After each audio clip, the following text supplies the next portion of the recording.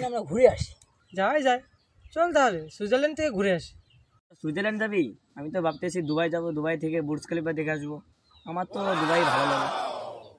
Dubai যাবি, Switzerland যাবি, তার থেকে বাদ দে না, আমাদের ভারতবর্ষেই চল। আগ্রা তাজমহলটাও দেখা হবে, ঘোরাও হবে ভারতবর্ষ। ঠিক যাওয়া যায়।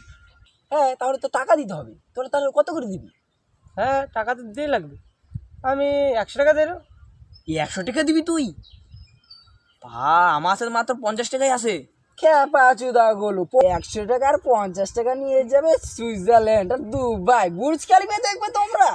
খেপা চুদা, সত্যি তো দেখেছি 100 টাকা 50 টাকা আছে। তো মিথ্যে কথা বলছি নাকি?